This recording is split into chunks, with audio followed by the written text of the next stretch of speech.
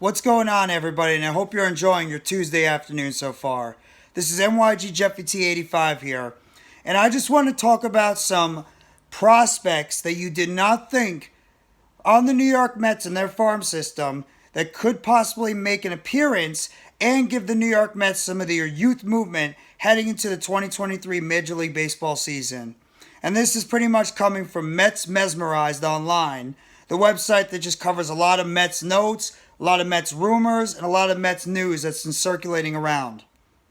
Now, obviously, when you think about the Mets prospects, the first three guys you're going to think about, or first four, is going to be Francisco Alvarez, Mark Vientos, Brett Baty, and Ronny Mauricio. They're the top of the list when you think about guys that are going to be up here and probably in some ways contributing. At least Baty, Vientos, and Alvarez. Maybe, just maybe, you might see Mauricio, but we'll find out. But just getting to some other players that could potentially make their appearances for the New York Mets and help out, whether it's in the bullpen, the starting rotation, or potentially in the lineup.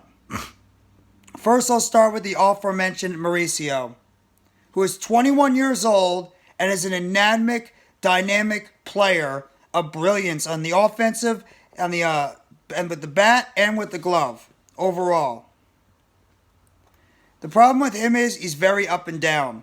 Mauricio's first 2 years of professional baseball were not that impressive, but he followed that up with a strong 2021 season.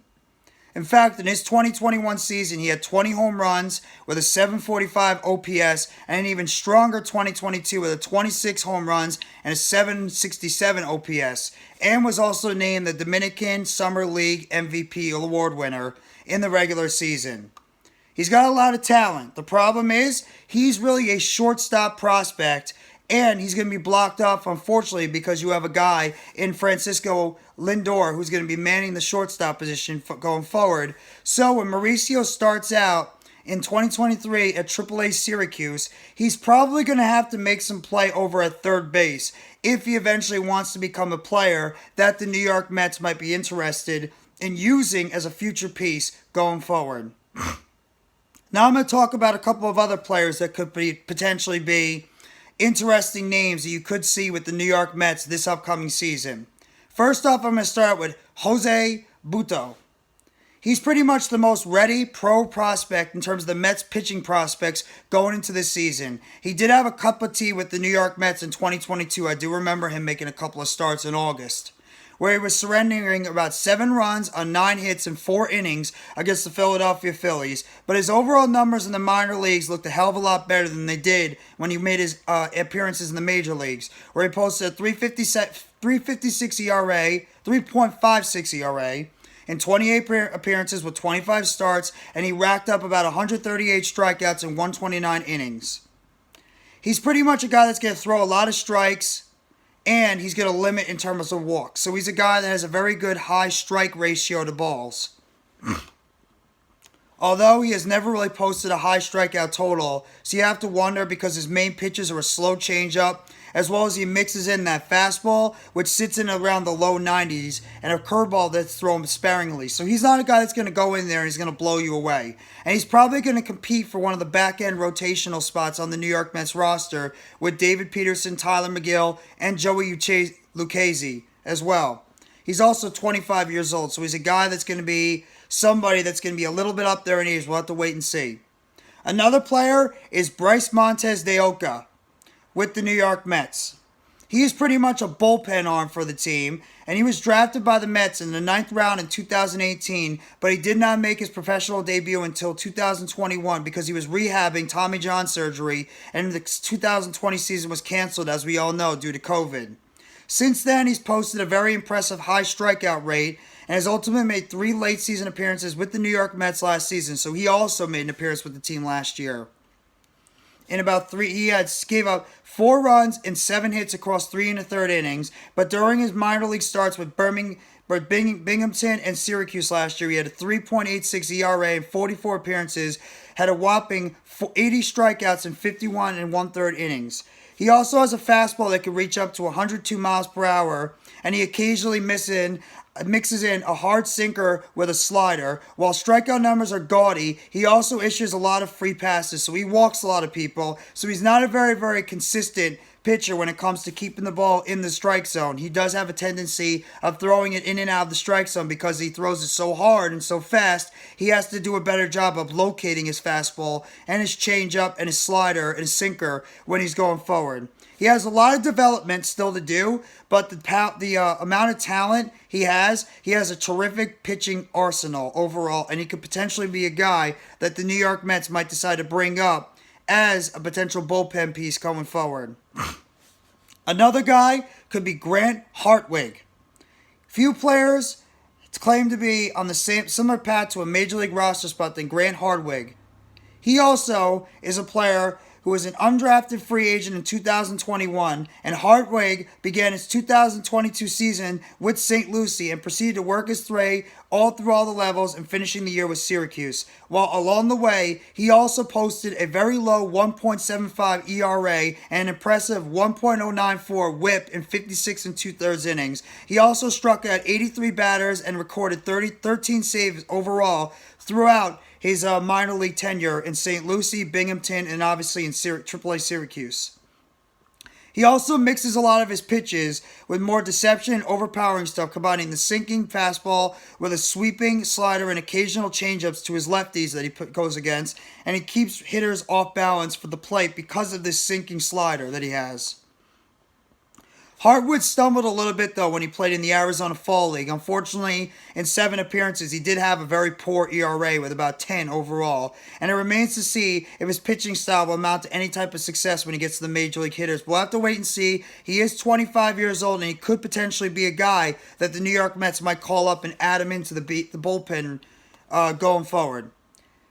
Dedniel Núñez is another player that I'm going to talk about with the New York Mets. He is a guy that made his Major League Baseball debut in 2023 after he played in the Dominican League all the way from 2016 all the way up till 2022. He's 26 years old, and he's endured being selected in the Rule 5 draft, but unfortunately he's rehabbing from Tommy John surgery that he's returning from in 2022, and he's going to return hopefully to the lineup very soon in the minor leagues. In 2022 season, he had a lot to prove in 2 full seasons out of action. He responded with a remarkable campaign.